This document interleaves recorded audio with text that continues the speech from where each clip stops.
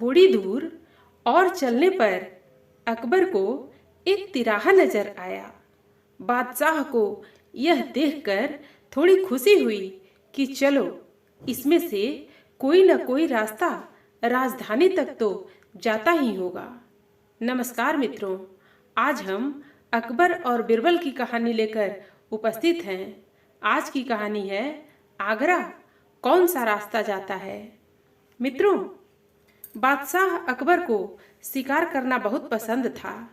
एक बार की बात है, बादशाह अकबर अपने सैनिकों के साथ शिकार पर निकले।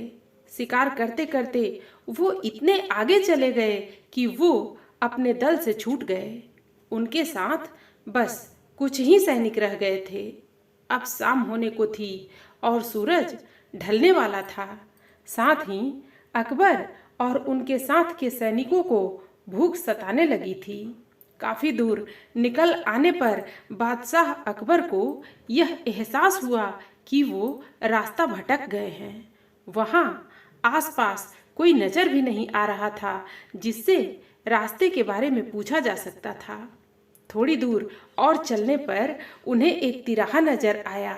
बादशाह को यह देखकर थोड़ी खुशी हुई कि चलो इनमें से कोई न कोई रास्ता राजधानी तक तो जाता ही होगा।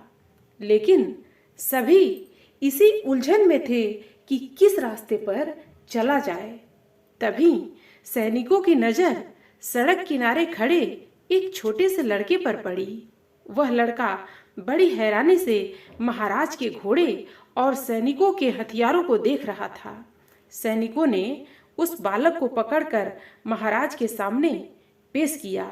बादशाह अकबर ने लड़के से पूछा, ए लड़के, इनमें से कौन सा रास्ता आगरा जाता है? यह बात सुनकर वह बच्चा जोर जोर से हंसने लगा। यह देखकर राजा को बहुत गुस्सा आया, लेकिन उन्होंने शांत भाव से उससे उसकी हंसी का कारण पूछा। लड़के ने जवाब दिया, यह रास्ता चल नहीं सकता है, तो यह आगरा कैसे जाएगा? आगरा पहुंचने के लिए तो आपको खुद चलना पड़ेगा। महाराज उस लड़के की सूझबूझ को देखकर चकित रह गए। उन्होंने प्रसन्न होकर उस बच्चे का नाम पूछा। लड़के ने जवाब में अपना नाम महेश दास बताया। महाराज ने उसे इनाम में सोने की अंगूठी दी और दरबार में आने का न्योता दिया। इसके बाद बादशाह अकबर ने लड़के से पूछा, क्या तुम मुझे बता सकते हो कि किस रास्ते पर चलने से मैं आगरा पहुंच पाऊंगा? लड़के ने बड़ी ही शालीनता से सही रास्ता बताया और महाराज अपने सैनिकों के साथ आगरा की ओर चल पड़े। यही लड़का बड़ा होकर बिरबल के नाम से प्रसिद्ध हुआ और बादशाह अकबर के नवरत्नों में से एक कहलाया।